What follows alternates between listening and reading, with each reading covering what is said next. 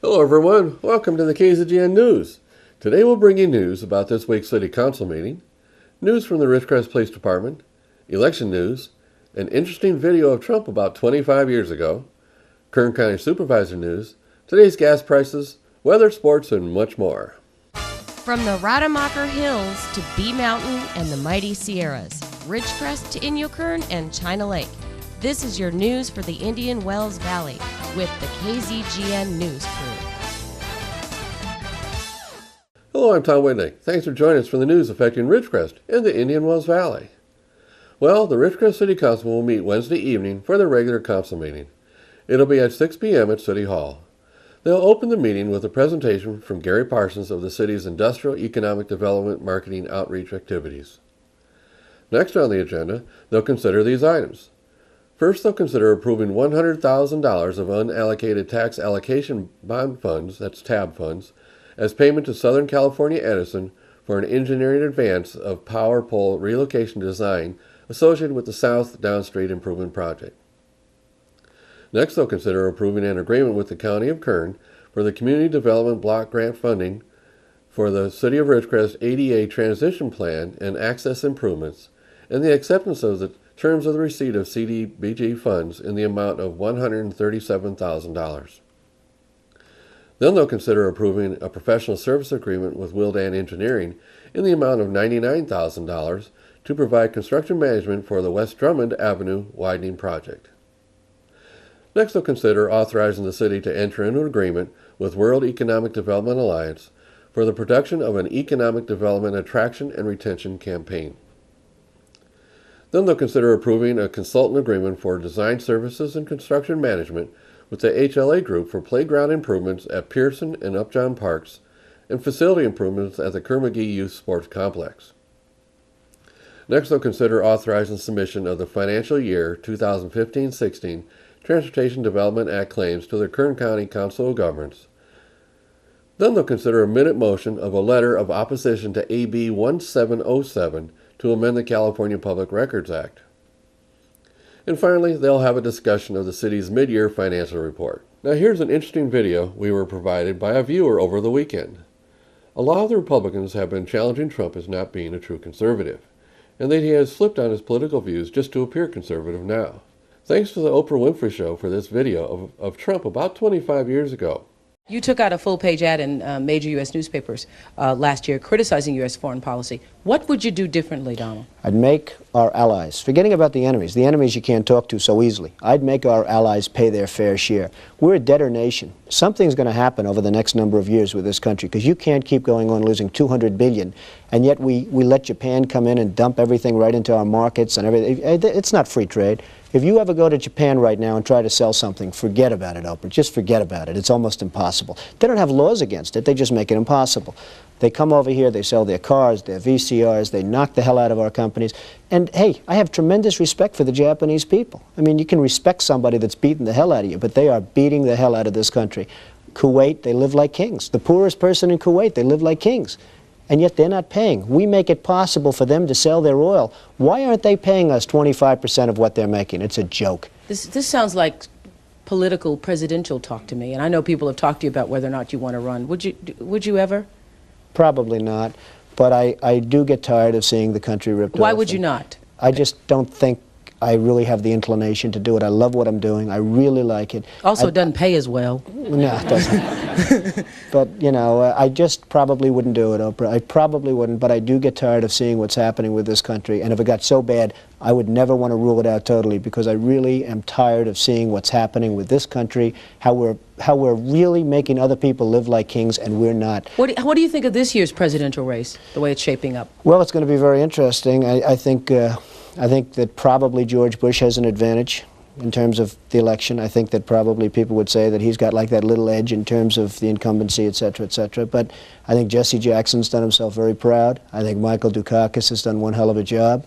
And George Bush has done a hell of a job. You know, they all went in there sort of as semi-underdogs, including George Bush, and they've all come out. I think people that are around all three of those candidates can be very proud of the jobs they've done. You've said, though, that if you did run for president, you believe you'd win. Well, I don't know. I think I'd win. I tell you what, I wouldn't go in to lose. I've never gone in to lose in my life. And if I did decide to do it, I think I'd be inclined, I would say that I would have a hell of a chance of winning, because I think people, I don't know how your audience feels, but I think people are tired of seeing the United States ripped off. And I can't promise you everything, but I can tell you one thing, this country would make one hell of a lot of money from those people that for 25 years have taken advantage. It wouldn't be the way it's been, believe me. That was some of Trump's views about 25 years ago. Sounds a lot like his views in this campaign. In the current big election controversy about small conflicts at Trump rallies, we get this report. Ilya Shaiman, the executive director of MoveOn.org Political Action, has taken credit for the violence at a canceled Trump event over the weekend in Chicago. Shaiman is promising similar violence and disruption will occur at future Trump political events. Mr. Trump and the Republican leaders who support him and his hate-filled rhetoric should be on notice after tonight's events. The George Soros-funded MoveOn webpage states, "To all of those who took to the streets of Chicago, we say thank you for standing up and saying enough is enough.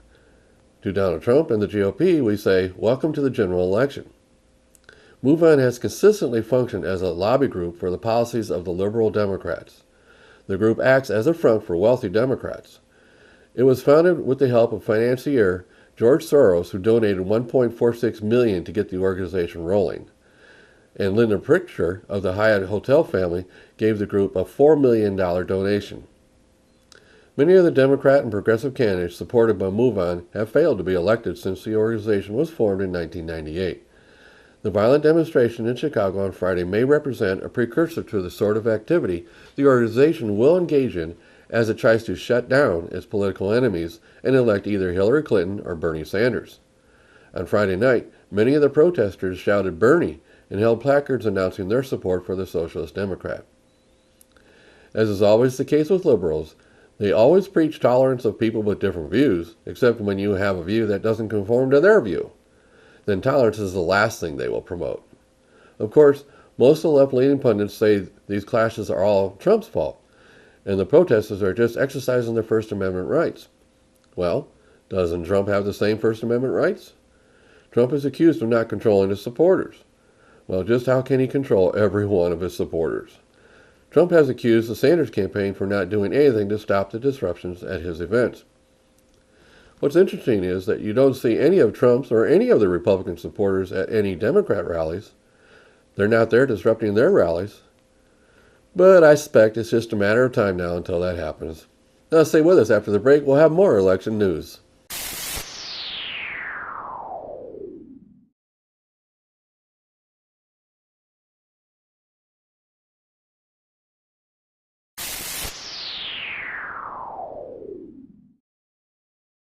Thanks for staying with us. Well, tomorrow is the big election day. Tomorrow is another Super Tuesday. The states up for grab are winner-take-all delegates for the first time.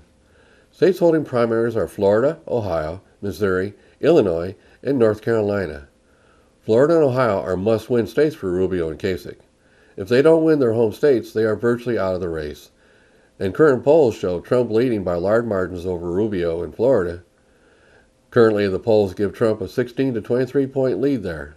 In Ohio, Trump and Kasich are in a much closer race. But we all have witnessed that the polls can be real wrong. Well, we'll find out Tuesday night. Now here's news from the Ridgecrest Police Department. They're asking everyone to keep the streets safe this St. Patrick's Day. Don't drink and drive. As one of the country's most popular holidays, St. Patrick's Day has long celebrated the roots of 34.2 million Americans with Irish ancestry, and many more who just want to partake in the activities. This year, if you'll be drinking alcohol, remember, buzz driving is drunk driving. Tragically, March 17th has become one of the nation's deadliest holidays. In fact, from 2010 to 2014, almost 3/4 of the drunk driving fatalities during this holiday period involved drivers who had BACs well above the .08 limit, with 266 drunk driving fatalities total nationwide, according to the National Highway Traffic Safety Administration. To help lower deaths and injuries, Ridgecrest police officers are always on the lookout for impaired drivers. They will be targeting problem areas with high numbers of DUI collisions and DUI arrests. Routine nightly patrols will be looking for the telltale signs of impaired driving, to include weaving, crossing the center line, etc. And keep an eye out for pedestrians who have had too much to drink. Walking while intoxicated can also be deadly, as lack of attention could put you at risk of getting hit by a vehicle. So whether you've indulged a little or a lot, law enforcement wants to remind everyone to drink and drive is a crime. Put yourself at risk as well as others. The consequences are often fatal. Use this party planning checklist to stay safe this St. Patrick's Day. In party preparation, designate a sober, reliable driver to get you home safely. Find the name of a taxi company and keep their phone number in your wallet. Or download the California Office of Traffic Safety Designated Driver VIP mobile app. It's now available for free download on iOS and Android devices. Launched in 2014, the app offers enhanced features, allowing users to map a spot with their current location to find partnering establishments in their area or a list of spots to search all participating bars and restaurants throughout California. Users will be offered free incentives at each bar to celebrate their life-saving role. They can stay up to date and see what others are saying via its social tab. Also through the app, make it a point to plan ahead. Users can easily order a sober ride from Uber, Lyft, or Curb, all from one screen. On St. Patrick's Day, before you take your first sip of green beer, leave your keys at home or give them to a friend. Ensure your designated driver has committed to a sober evening. If you're designated the sober driver, do not drink. Your friends are relying on you as the people with whom you share the road. Enjoy non-alcoholic beverages and tweet your very important partygoer status online using the hashtag designated driver. Every day, commit to driving sober, today, St. Patrick's Day, and every day. Always keep the number of a taxi company in your phone or your wallet, so you have a backup plan if you find yourself in need of a sober driver. Last, if you're impaired, don't let pride get in the way of calling a sober friend or family member to get you home safely. Always spread the word about the dangers of drunk or buzzed driving, and the resources available to keep the streets safe. Recent statistics reveal that 30% of drivers in fatal crashes had one or more drugs in their system. A study of active drivers showed more tested positive for drugs that may impair driving than did for alcohol.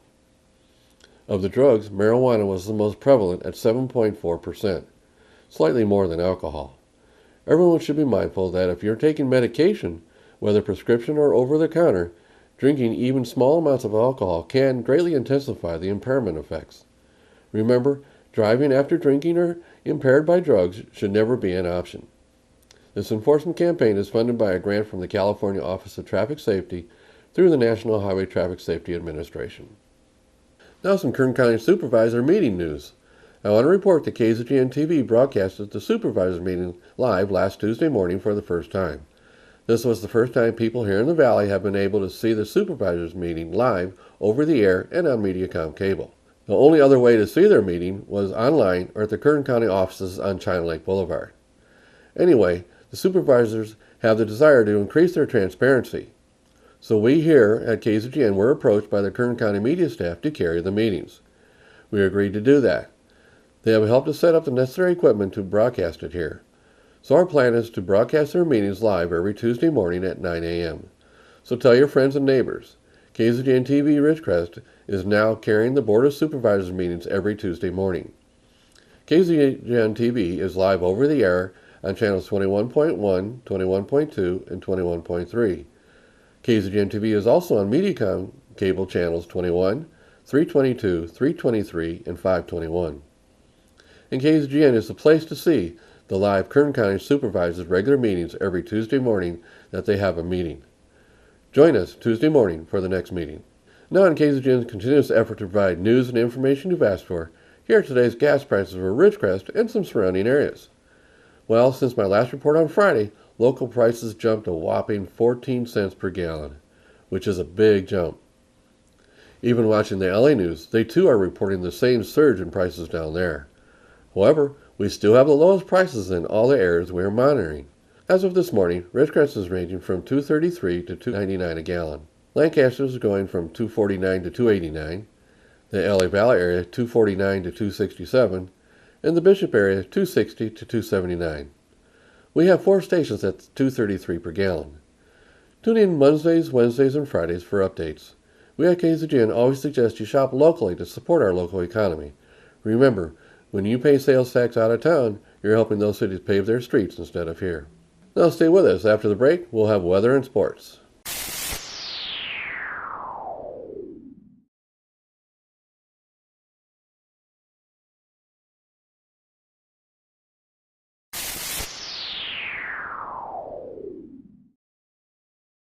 Thanks for staying with us. Now here's Lane with the weather. Thank you, Tom. From the National Weather Service, a series of storm systems will bring rounds of strong winds, heavy rainfall, and mountain snows to portions of the western U.S. the next few days. In the lower elevations, 1 to 3 inches of rain is expected. In the higher elevations, heavy snow of 2 to 3 feet is possible by Tuesday evening. Winter storm warnings are in effect. Temperatures across the nation. Carolinas is 72, Georgia is 74, Arkansas is 72, Northern Texas has 77, Arizona is 70, and Los Angeles at 64. And for us locally, tonight, partly cloudy with a low around 42, south-southwest wind 5 to 15 miles per hour. Tuesday, sunny with a high near 73, west wind 5 to 10 miles per hour. Tuesday night, mostly clear with a low around 43, south-southwest wind 5 miles per hour. Wednesday, sunny with a high near 75 with a calm wind. Wednesday night, clear with a low around 43, east wind 5 miles per hour. Thursday, sunny with a high near 78, north-northwest wind 5 miles per hour. Thursday night, clear with a low around 46, west wind 5 miles per hour. And Friday, sunny with a high near 77, west-northwest wind 5 miles per hour. And that is your forecast for the IWV. Now back to Tom. Thanks, Lane. And now here's Tom Heck with sports. And a very pleasant Monday evening to everyone. Let's start with Saracoso baseball. Saturday night, the Coyotes defeated Barstow by a score of 14-8. Biggie Hernandez, Burroughs High School graduate, a home run, a triple, and 2 other base hits. He had 6 RBIs in the game. Burroughs High School graduate James Pulley was a winning pitcher. He went 7 complete innings. His record now 3 wins and 1 loss. Now, tomorrow, Tuesday, Saracoso heads to Chaffee. They'll take on the number 1 team in the league, the Chaffee Panthers, who are undefeated right now in league play.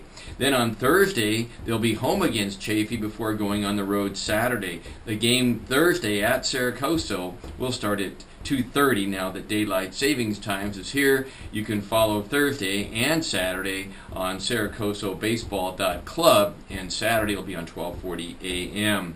All right, also for Saracoso, Burroughs High School graduates Jeremiah Johnson and Stephen Hillis had good games. Each of those guys had a couple hits. Jeremiah Johnson threw out a couple runners on base. Boy, so Burroughs High School playing a big role in the Saracoso success this season. NCAA tournament is here. Tomorrow we'll go over the brackets. 7 teams got in from the Pac-12. In the WAC, the Western Athletic Conference, Cal State Bakersfield beats New Mexico State on a 3-pointer at the buzzer. First trip ever for the Roadrunners in the tournament. They've been a Division I program for 9 years. In the Pac-12 tournament, Oregon beat Utah, beat them up bad by 30 points for the championship game. Both teams in the NCAA tournament. USC in the NCAA tournament. In the American Division, UConn beat Memphis. Now, UConn came out of nowhere. That was a number 5 and 6 seed. The only way UConn gets in the tournament is by winning it, which they did. Memphis, who basically was playing 500 ball, came in and won 3 straight American Conference League games at the end, and they came very close to getting in the NCAA. But Memphis will likely be in the NIT tournament starting on Saturday. Now, UConn, if you didn't watch it, you got to go on YouTube or you got to go on ESPN and you got to watch the shot that put the game in 4 overtimes. Incredible ending. One of the best college basketball games ever. Probably the game of the year is when UConn defeated Xavier, and that game was on, or rather Cincinnati, on TV Friday. Go look. Take a look at the 2 shots in the last second that went in for both teams. Incredible.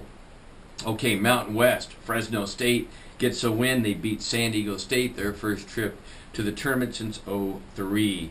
All right, NBA, the Lakers lost on a 3-pointer at the buzzer last night. Kobe Bryant played very well in that game. Carmelo Anthony for the Knicks went crazy the last 2 minutes, hit a couple of huge threes to put the Knicks back in the game. The Lakers now are on a 3-game losing streak. The Cavaliers beat the Clippers. LeBron James 27 points. The Hawks topped the Pacers. The Bucks beat the Nets. Boy, the Nets have had a dreadful season. NHL, Penguins, Lightning, Maple Leafs all get wins. Match Madness is here. Don't forget, it starts Thursday and Friday. The play-in games actually start Tuesday and Wednesday. That's your sports for this Monday. I'm Tom Heck for KZGN. So that's the news for today. Also, KZGN-TV know you have a choice in what you watch for your news. We all thank you for choosing KZGN-TV, Ridgecrest's only locally owned community TV station. And remember, join us Tuesday mornings for the Kern County Supervisor meeting at 9 a.m. Now stay tuned for Ridgecrest Talk coming up next.